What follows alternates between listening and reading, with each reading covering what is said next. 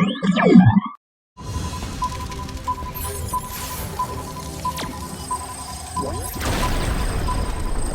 right, welcome, Conference, to the Umcp Podcast. This is episode 1 of our weekly podcast where we're going to be having guests on every week in the competitive programming community.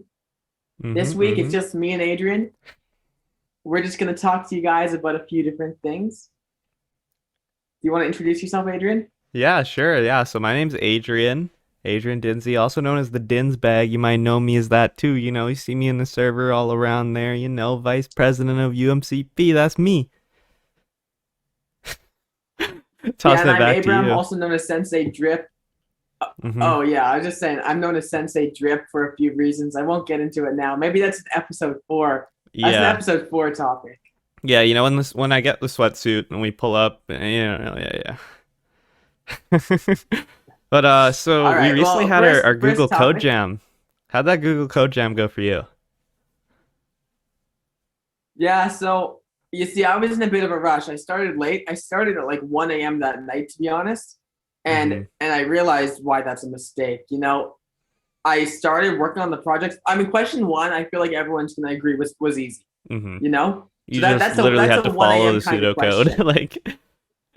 Right. I think that maybe there's smarter ways to do it, but if you were just like totally numb at that moment, you could still get through it by just doing what you're told to do. But then question 2 and 3, you know, there was a little bit of thought involved. And like what I ran into, and keep in mind at this point it was like 2 a.m. right when I got into question 2.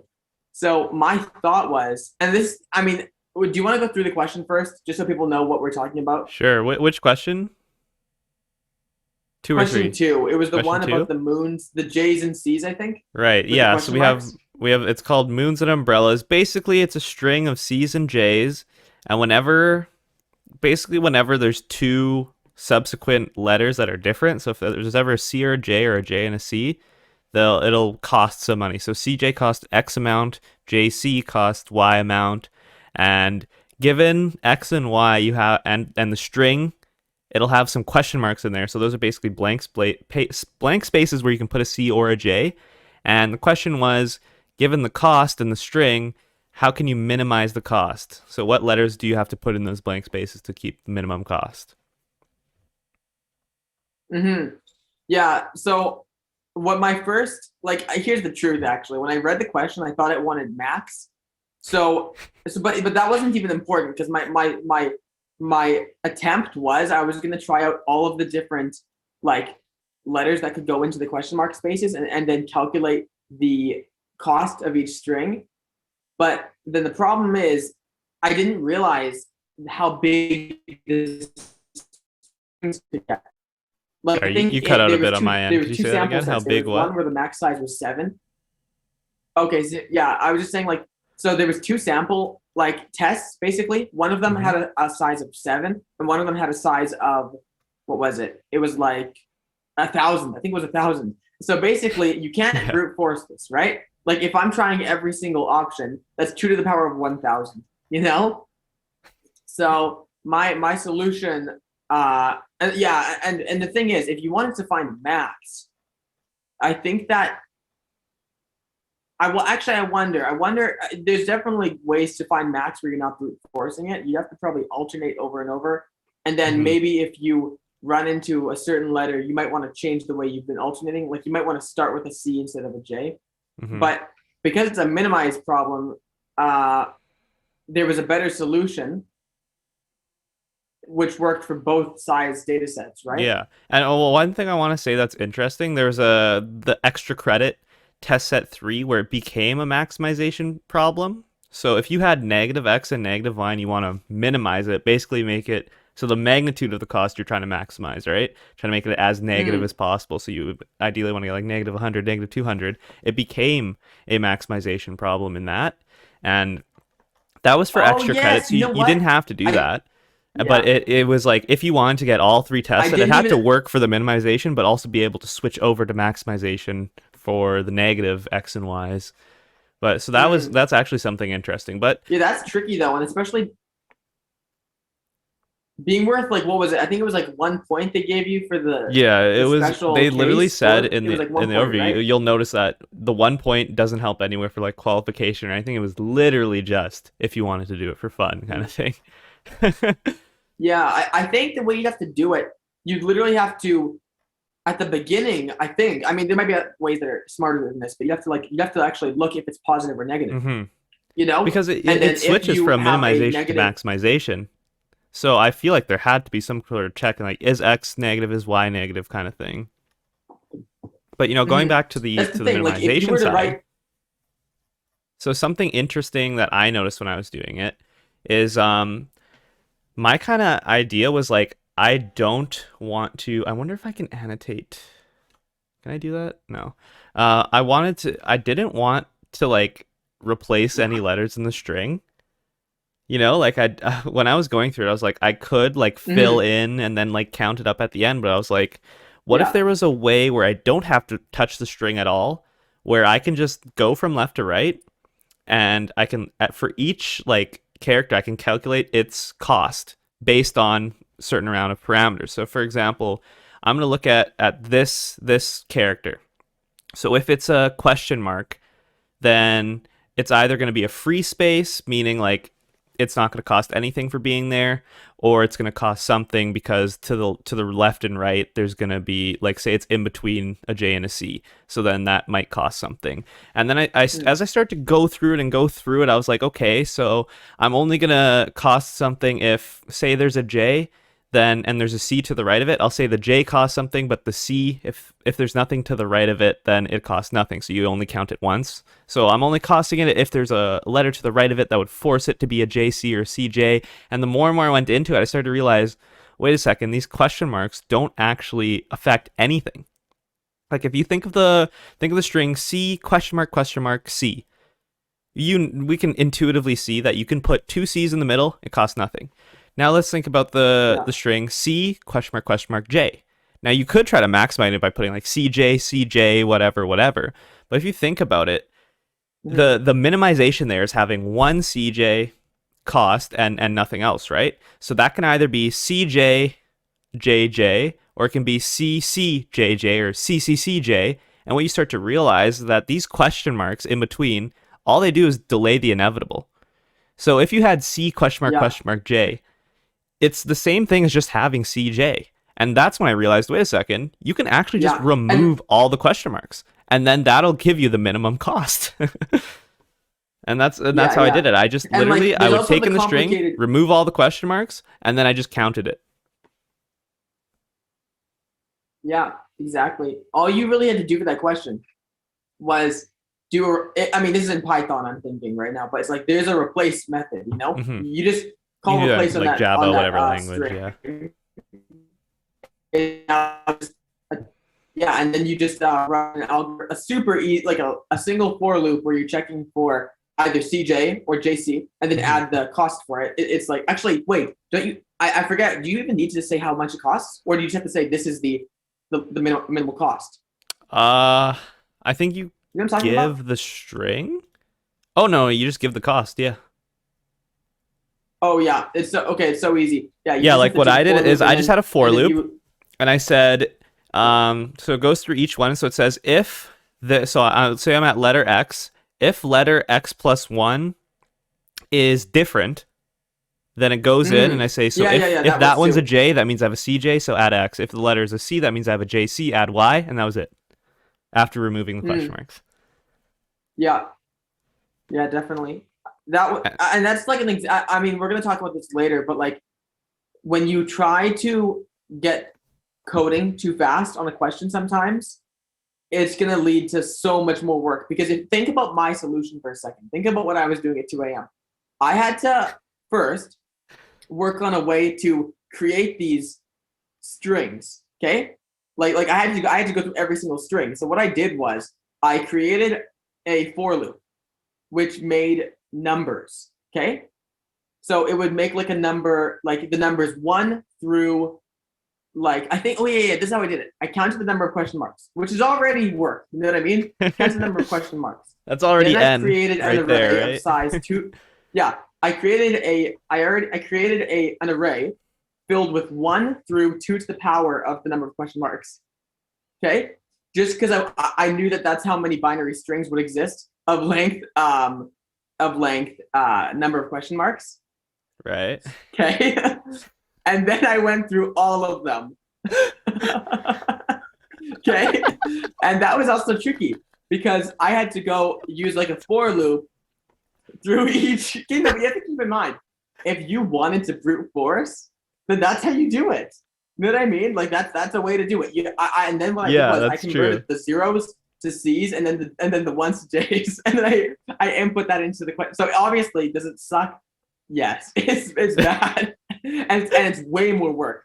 So I mean, that's the a thing. good example. Look, it's just easier to think about these brute force solutions, and that's what you'll find when you try to rush a question. When the pressure's on, you're like, oh, we just need to solve this question. It's almost like a trap, that mentality where you're like, this is a time competition. I just need to get coding. There's 10 questions. I have 3 hours. Like, let's just start. Let's just type something and we'll figure it out as we go along. And that will trap you into the most simple solution, which is always going to be that brute force solution. And for some cases, it will work. It's rare. It's very rare. But it takes like a millennium. Yeah. Yeah. I would suggest it's rare. It's rare that like they're gonna want you to brute force a question. Yeah, exactly. That's how often is the solution? Oh, try every possible answer and count them. It's just crazy, you know. It's like what it is it's usually you have to if it's a brute force like question, there's always a rule you're going by that kind of almost just turns it into more of a greedy algorithm instead of a brute force algorithm. Like it's always according to a rule where you're trying out all these cases where like some condition is true, for example. And I feel like even to do what you were doing, maybe the more efficient algorithm would be knowing that if you're maximizing it, you want as many letter variations as possible. So maybe it's just trying. You could try a case where you like try as many alternating letters as possible, and you only look at strings where it has as many alternating question marks as possible. Maybe something like that, because I feel like that could be like a rule to go by that would cut down the number of cases like by a lot. Yeah, I would even say also it's like I feel like a way that you can avoid brute force is you look at the question and then you think about what is the property of a correct answer here. And what I mean by that is like you could say like, you know, any correct answer will not make, you know, more swaps than it needs to. And that's actually not like, I don't think that would work for this case, because technically you could also have more swaps and still be a minimum in the case where X is way less than Y, because then having a single Y would be like devastating, you know? But like, but yeah, there's definitely, if you can locate that property, it'll save you a ton of time, because you might be cutting off an insanely large number of possible solutions. And you know, I feel like for like if you're trying to maximize it, say you have a negative like 100 for Y, but you have like 10 for X, so it's like obviously you want to have as many Y costs as possible. The thing about that is like because the net of having an X plus Y is still negative, even if you're alternating, when you alternate, having a CJ enables there to be a JC right after it. Yeah. So even like you're kind of like looking at that cost together. You have to sacrifice it. Yeah, and I feel like that property for this question was like alternating letters. Like does it have as many alternating letters as you could have put in? Something like that. Yeah. But yeah. Totally. And I'll also say one more thing about brute force. I think there's kind of different types of brute force. Like you have to think about what is the growth rate of this brute force, because if it's just big O of n, that's actually not such a big deal. But if it's a big O of like 2 to the n, then it's like a huge problem. You know what I mean? Yeah, because exactly. then or factorial, like that's crazy. I think that's actually the next question 3. The brute force for that question was actually a factorial growth rate. Now this is an interesting one, because Google Code Jam for the first round, all you needed was 30 points. That was it, right? And so when I was doing this, so the first day I had time, but like because it wasn't so important that I focus on these questions, like I knew I could just qualify, I didn't really like care. And I knew I had work the next day, so I wouldn't have time to work on it the next day. So I was like, I'm just gonna like casually play some League of Legends, be a gamer, and at the same time in between deaths, I'll I'll do some coding. And so I ended up getting like with my question mark one, I ended up getting test case 1 and 2 for the moons and umbrellas. So with reverse sort, it added up to 23. So I saw for this reverse sort engineering, all I needed was test set 1, and that only had n up to 7. And I was like, oh, this was made to brute force if you just need the first one. So I just brute forced it. I literally. That's the thing. I think that. Yeah. I think that Google had set it up where they're thinking, we don't like. They're gonna. I think that they're assuming that you got question 1, and they're assuming that you got both parts of 2, and then they're thinking, okay, if you can do like the first part of question 3, then you qualify. You move on. You know? I'm pretty sure that's how exactly. it was set up. Oh yeah. You move on to the next round. Yeah. And like that was a brute force question in terms of the data set of 7, because if you think about 7 factorial, it's not that big. Yeah. You know what I mean? Like that doesn't take that long. Can zoom through that.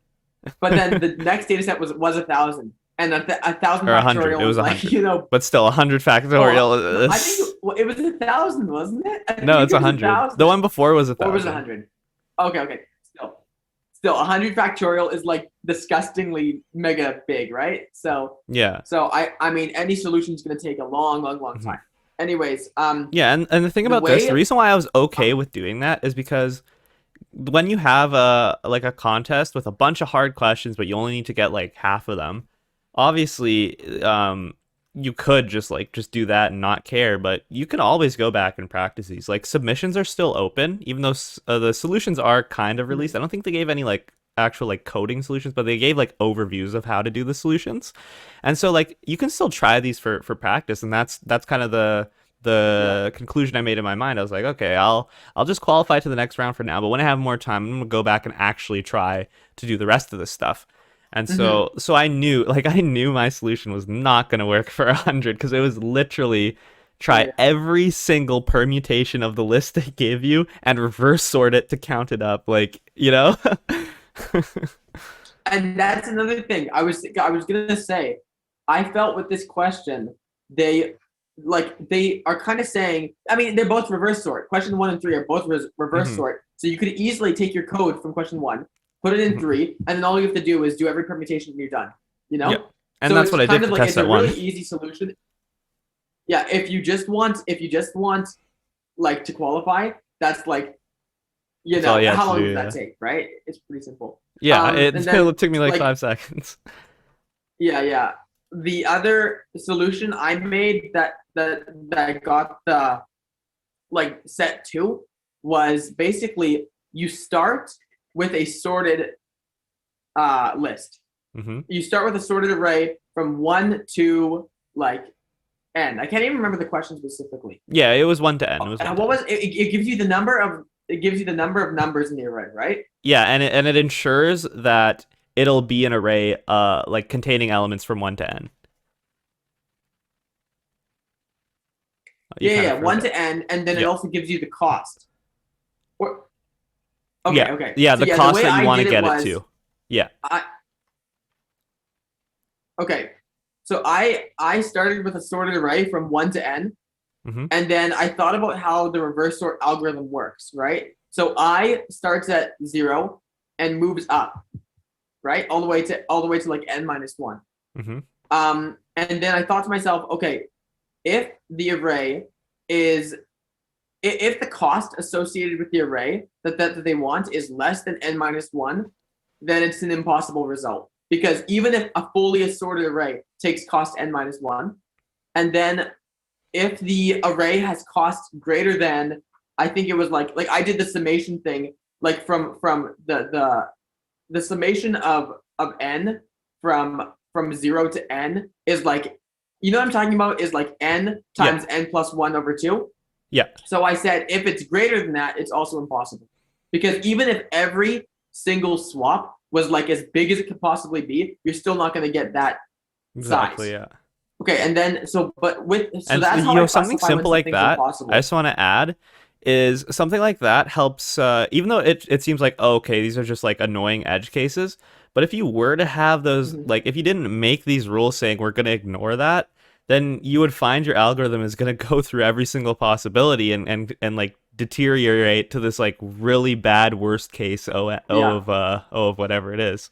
And yes, and sometimes like the difference of finding that is literally the difference between actually having a solution that works or not. You know what I Because yeah, mean? because you I could think in this have an case, probably, algorithm where, and I think it's right here, we're on average it's like O to n squared, but just in those edge cases it deteriorates to n factorial n squared just to yeah, say that it's not possible. yeah, But you can ahead of time just analyze hmm the parameters and say, well, based on these parameters, it's not possible. And you could do that in like O1 time, you know? And then that makes the right, it right, cuts out totally. those bad worst cases so that the best, average, and worst case are all like reasonable, like O n squared. Yeah, they're all within a good bound. Yeah. Hmm. But yeah, so then what I did, I had the sorted array, and then I kept on making worst case swaps, kept on assuming that the swap would be worst case, and then adding that cost to, I started the total cost at 0, and with each swap I added whatever that cost will be. And then I kept track of which swaps were being made at each step.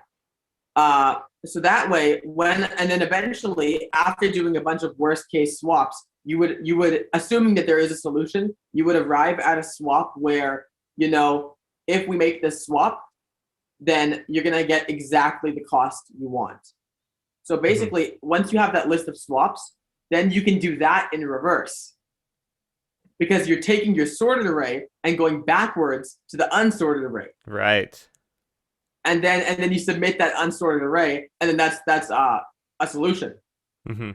Yeah, I think that's a really good way of doing it. I think something to remember is when you're doing your solution, I think you always have to think of what is the worst case complexity. Because if it's a question where you feel like they're gonna like throw a huge data set to see if you get a time exceeded error or something like that, you know that your worst case is gonna be tested. For sure. It's gonna be in there. So make Mm-hmm. sure that your worst Yeah, case is still like a reasonable like n squared or whatever it might be. So yeah, I think they're, moving they're on. always gonna they're always gonna like, because they know exactly what you're gonna do, Yeah. like what your first thoughts are, and they're gonna try to crush you. Yeah, You know? exactly. I think we can move on. I mean, there's the last two questions that Right, right. like barely anybody tried because like once you qualify, it's like whatever. Yeah. Um, but they were definitely some interesting ones. Like they're definitely really, really good practice. There was one Mm-hmm. median sort. That's like a sorting algorithm I've never even heard of. It was really interesting. I remember I was looking at it while I was at work. I was like trying to do it while I was working at the same time. I even had Mer Yeah. from Code Ninjas. I was like, yo, you should try Oh, out this question on the computer. She was trying it out for a I think bit. Mur is also. I think she's also a UMCP member, if I'm not mistaken. Yeah, she is. She is. Yeah. But you know what? Speaking of like weird sorting algorithms or just sorting algorithms in general, what's your favorite sorting algorithm, would you say? Good question. I think, like, I already have an answer for this, to be honest. Like, I just know, to me, it's the Oh no. cocktail shaker.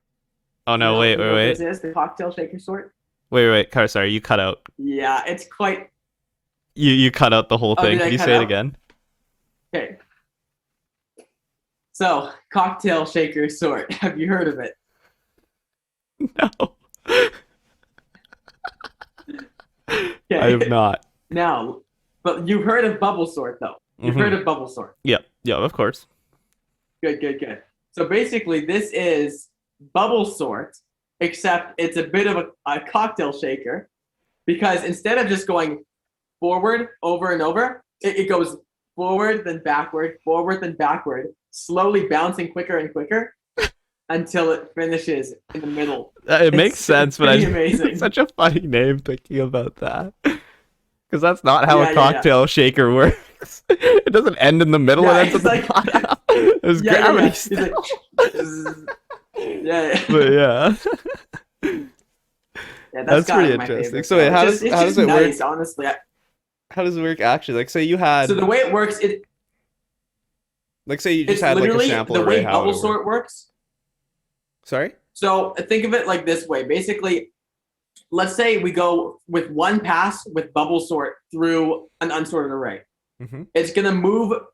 It's gonna make comparisons, and it's gonna move things like one forward or one back, depending on like the two that it's looking at, the two indices it's looking at, and then it goes through the array, and it moves things to their final position. You know what I mean? Mm-hmm. And basically, I think it's big O of n squared. I think because it has to make one pass through the array. I'm trying to think. Yeah, it has to make one pass through the array n times, so it's n squared. I think in all cases, actually, even if it's except for if it's like sorted, you know. But with cocktail shaker, I think it's better because it doesn't actually go all the way back all the way forth n times. It kind of slowly gets smaller and smaller. So let me actually. My guess is maybe it might still be n squared, to be honest, but I think it's a little bit better. Mm-hmm. Let me see, cocktail shaker sort. It's still, but it has a better. Oh, even average is still n squared. So it's funny. It might be like n squared over 2 or something, so it's like a little bit better, but it doesn't really. It's just like more interesting. Yeah. Exactly. That's what I was gonna say. I think my guess is actually n squared over 2, just because it's still making n squared passes, but the average length of each pass is now n over 2, shorter, which is still n squared. In terms of big O, you know? Yeah. Me personally, I'd have to say my favorite is practice sort. Or sorry, not practice. Patience sort. I said that wrong. Patience sort. Have you heard of the game Patience? It's basically just solitaire, but European name for it. So how it works, it's like there's a interesting like competitive programming-esque result from Patience sort is that it finds the largest subarray that is largest increasing subarray. So like say you had like 1, 2, 3, or let's say like 4, 5, 6, 3, 7. The largest subarray of that would be 4, 5, 6, 7, or 4, 5, 7, whatever I said, right? Without including that 3. So it's like it has to be in the same order, but you could remove certain elements so that it's like an increasing array. Because if it wasn't in the same order, then it would just be the sorted array, right? Okay. That actually makes sense. Yeah. But it doesn't have to be like you take the indices that are in sorted order, mm-hmm.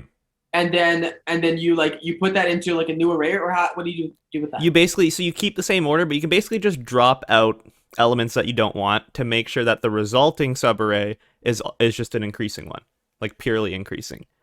So like I said, so if you have 4, 5, 6, 3, 7, the largest subarray would be 4, 5, 6, 7, where you just drop out the 3. Yeah. So yeah, like you have to make sure it's in the same order. So how it kind of works is it's like imagine like dealing cards into piles, right? So let's say you put your first card and it's a 4. So the rule is if the next one is less than the leftmost pile, then you put it on there. But if it's greater, you move to the next pile, move to the next pile, move to the next pile. And if there's no top cards that are greater than the one you're trying to put down, then it makes its own pile. So let's say you put down a 4, and the next card's a 5. Well, it's greater than the 4. You go to the right, makes a new pile. And let's say you have an 8, greater than the 4, greater than the 5, makes a new pile. And let's say you have a 7, it's greater than the 4, it's greater than the 5, but it's less than the 8, so you put it on top of the 8. So eventually you do this over and over again, and then if you kind of read it, if you read it kind of like from top down for each pile, then you get the resulting order. So you do the 4, 5, then 7, 8, and that would be it for that array. But something interesting is that so each pile is linked to whatever the top card was at the time when it was put down to the pile to the left. So in this example where it's 4, 5, and then pile 3 is 8 and then a 7 on top.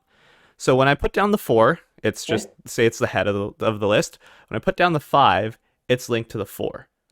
When I put down the 8, it moves, makes a new pile. It's now linked to the 5. Now when I put down the 7, it goes 4, 5, and then it goes on top of the 8, so it's linked to the one to the left, which is the 5. Now let's say I had another 4, for example. I don't know how it works for the same thing, but so let's just say it doesn't go on the 4, but it goes on the 5, right? So I put down the 4, it's going to link to the one to the left of it, but the remaining ones, that 7 and 8, it's still linked to the 5. You don't change that. So what you can do in the end, just look at the top card on the rightmost pile and then just follow the chain. So in this case, it would be the 7 linked to the 5, linked to the 4. So your largest subarray is 4, 5, 7. And something interesting about that too is that's just one of them. It doesn't give you every single possible, because you could also have just looked at the 8, because the 8 is also linked to the 5 and the 4, and you could have 4, 5, 8. That's the same length, but it's still an increasing subarray. But it'll at least give you one largest subarray. And I feel like that's a really good like programming-esque question, because I feel like that would come up. You don't even realize that it's a sorting algorithm that you have to use for it. And the best part is it's n log n. So it's actually it's log n for finding which pile, because you use binary sort. And then it's n for the n number of times you do the binary sort. Or sorry, but not binary sort, binary search. To find which pile to put it on, or an empty pile, and you do it n times. Interesting. Yeah. It's really cool. Useful. And knowing like obscure algorithms seems like ridiculous, but in the case where you need to have so many like out of the box thinking, you sometimes need an out of the box algorithm. You know what I mean? Yeah, exactly. Like and it's kind of funny. It's work. like you would think like, when am I going to need to patience sort something? Like, why can't I just use like, I don't know, like random sort, or like, all these other like better sorting algorithms. It's not even because of the sorting. It's because of the consequence of it is finding that largest subarray. And you'll probably see a question on some kind of competition somewhere. It says, what's the largest subarray of this? And it'll give you a length like 1,000. So if you try to brute force it, it's not going to work. And like, what is the solution here? It's going to be this weird algorithm you've never heard of, Yeah. Okay, I was also going to bring up that you just gave me like a reminder, because I was going to say, like, in a question where it's more of a decision problem, instead of like, find a specific solution to the problem, like let me put it this way. Imagine that moon problem, question 2 from the code jam. It wasn't like, find the minimum cost. It was like, does there exist a string that fills in these question marks with cost under 12 or 15, So in that case, you wouldn't actually need to show them what string has this cost. You would just need to say yes or no, does a string like this exist? So what I'm trying to get at is, that was for reverse sort engineering. Oh no, but the thing is, this applies to anything. What I'm saying is like, yeah, but reverse sort engineering also is another example. Like, you need because for reverse sort engineering, you need to actually give them the solution. You need to show them this is an array. Yeah, well, that has this cost. For moons and umbrellas, you needed to give them the cost, though, right? Yeah. But what I'm trying to say is, it's like, imagine this. Yeah, we can use reverse sort engineering as an example then. Imagine the question wasn't worded. Oh, like, you're saying imagine it's a bit different. I see now. Sorry, I misinterpreted. Yes. Imagine the question, it's not like give us an example array with this cost, but rather it was, say, like, let us know, calculate, does there exist an array of this length that has, this cost? So then in cases like that, you might not even need to find what the solution is. There might be a smarter way to just say, right, oh, look, although we don't know what the solution is, we can prove that there exists a solution. Right, yeah. And so you never want to have to calculate more than you're being told to. You don't want to do more work than you have to. Like, because it just reminds me, there was a question on the ICPC regionals, redundant binary. I put a little bit of thought into this question. And basically, like the way we had initially done it was we wanted to find out, I was thinking to myself, okay, I'm just going to figure out every single representation that exists for this number. Okay, we had to find different representations in redundant binary. That's going to be anybody's starting thoughts, right? Let's go through every single number, Yes. But the thing is, if you actually read the question, it's not even asking for the representations. It's just asking how many representations exist. So technically, you could come up with a solution where you never even figure out what the solutions are. You're just showing that these exist, which I think was actually the best way to do it. Yeah, and sometimes it comes down to breaking it down into a formula. And it's like, that's why math is so closely regarded, like so close to computer science. You know, computer science is based off math, but even just like simple formulas is sometimes what these questions come down to. Because that question, it never asks you to make a for loop and loop, loop, loop. You could literally just have some type of formula where you plug in the number and it can calculate the number of permutations with this cost, right?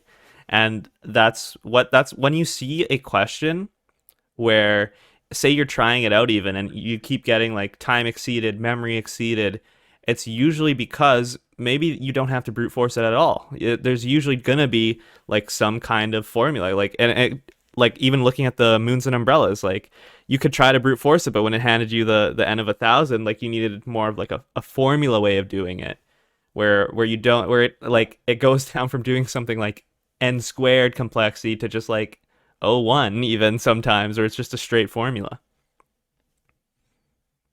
Yeah. And that's the thing. I think that the answer was like, you should also look at the inputs, right?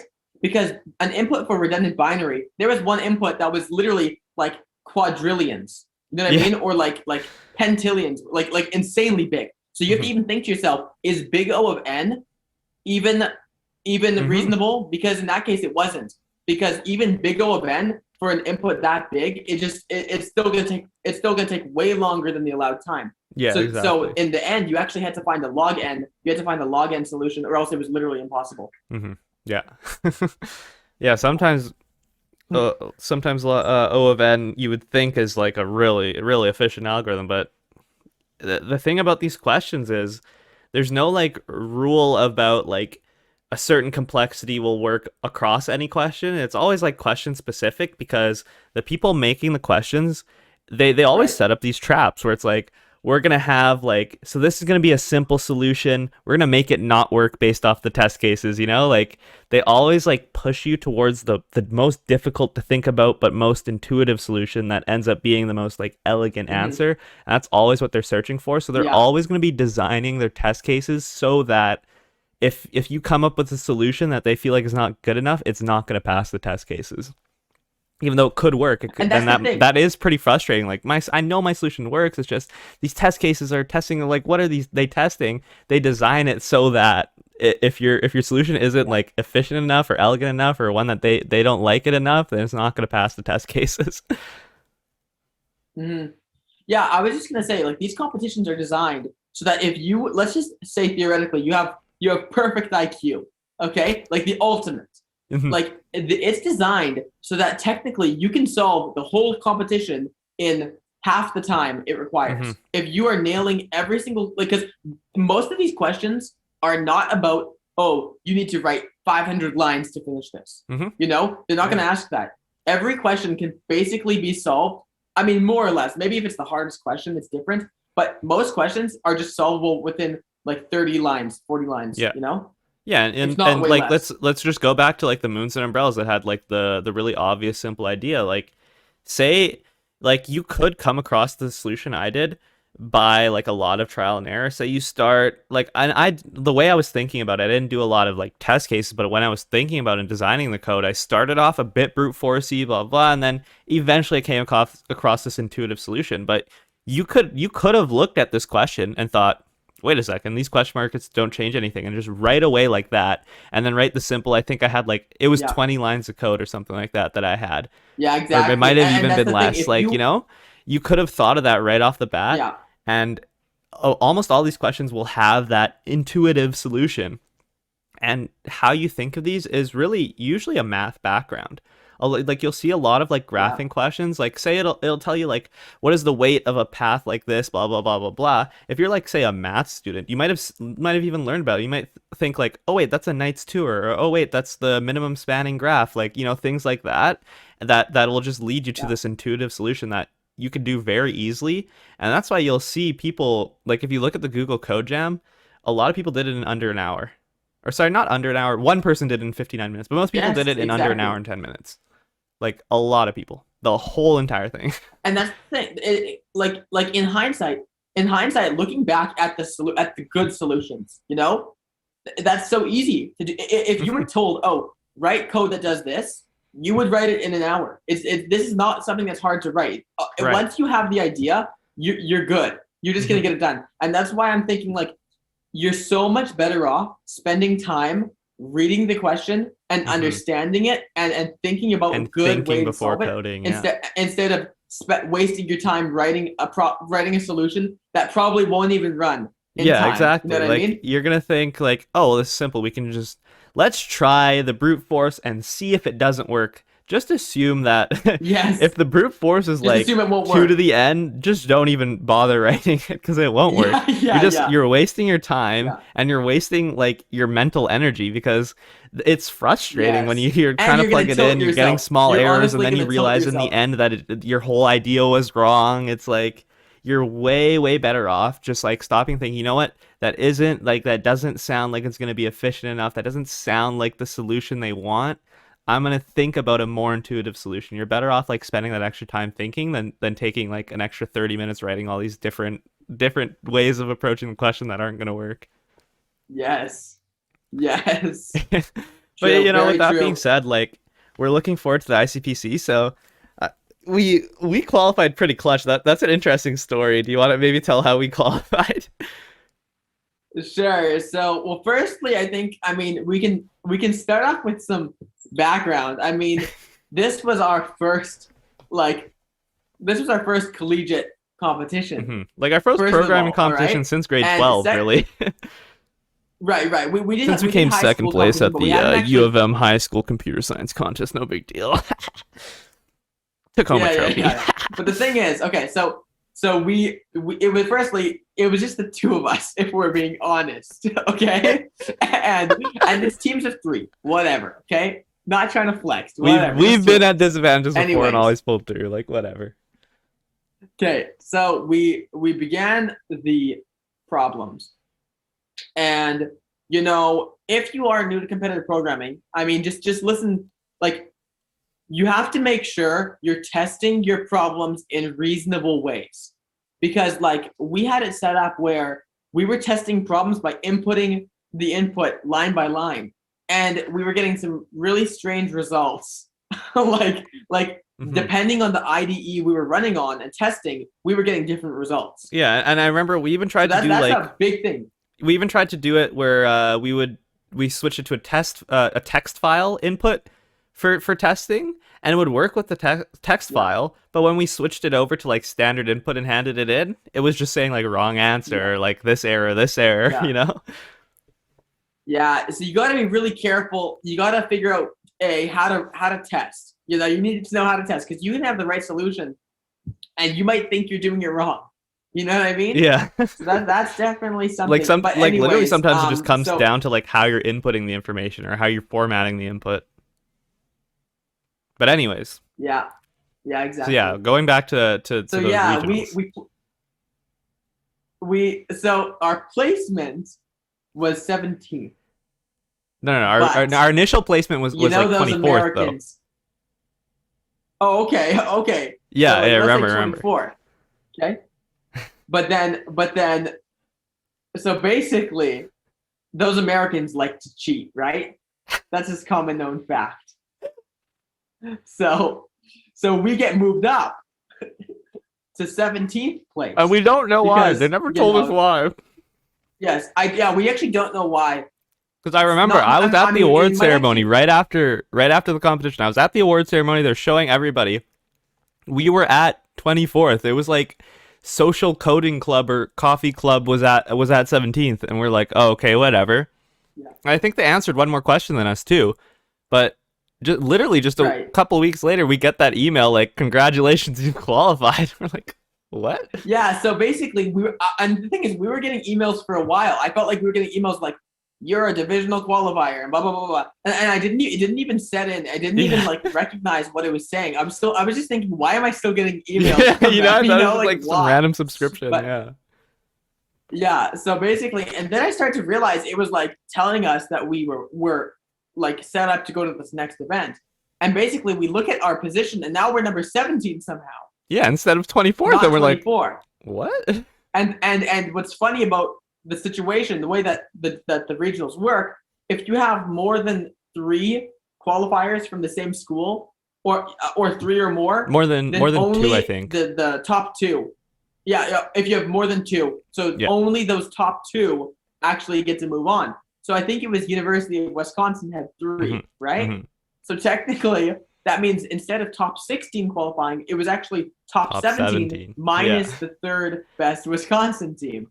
So that's why we somehow snuck our way in. Yeah, I still don't understand it. Like, whatever. I also wonder if, to be honest, I mean, I don't know if this is like you know, this is just on the boundaries of not true. This is speculation. I mean, disclaimer. This is for redundant binary.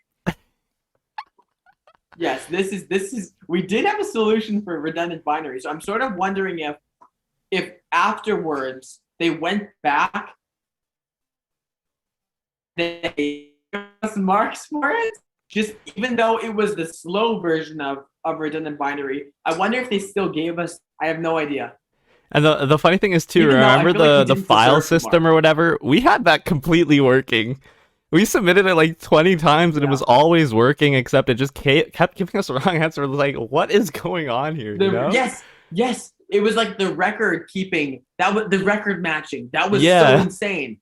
We had that completely right. And you know what? That's one of those edge case things. I have a feeling we were missing an edge case because we had finished. It was you know. Mm-hmm. But yeah, that's really funny. But yeah, so we're moving on. We've moved on to the next stage with the other Manitoba team. We'll reach out to them and see if any of them want to be guests on our next podcast, on the next episode. But yeah, the North America North Central regionals, and now we've moved on to just the Central Division. They used to go straight to nationals, or straight to the Continental. Like it used to be from here straight to North America, like all of North America in one. But now they've added in that extra step. So now we're at the regional for North America Central Division, and then you go to just all of North America, and then you go to Worlds. So yeah, we should be winning Worlds within the next couple months. Yeah. So I mean, and that's the thing. Even when that happens, we're not giving up on this podcast. You know. We'll remember everybody who watched. I think I'm not certain, but I'm pretty sure we're like one of the only competitive programming podcasts in the world. We might be the only one, honestly. At least the only collegiate one. So, we could make that claim, possibly. Yeah. Like we could actually. I'm gonna probably look this up, to be honest, later. But we should have we should be like, we are the most successful competitive programming podcast in the world right now, if we're the only one, you know. Yeah. But that being said, you know what? I think we're gonna call it. Yeah, we're looking forward to those ICPC Central Division North America qualifiers. That's gonna be, I think it's about 3 weeks now. 3 weeks from now. I think we're gonna reach out to the other team that qualified. Yeah, the other team that qualified. So they answered all the ones that we answered, plus the file system, like way quicker than us. Okay. So that's a bit of a tilter that we didn't. We would have broken like top 10, I think, if we answered that one. But they came 8th, I'm pretty sure, which is really good. Definitely a really good place to come. Yeah, that's good. Yeah. And so we're gonna reach out to them, see if they want to be on episode 2. But thank you everybody for watching. So all you compers out there, you competitive programmers, we'll catch you on the next episode. Goodbye. All right, I'll see you guys. Bye.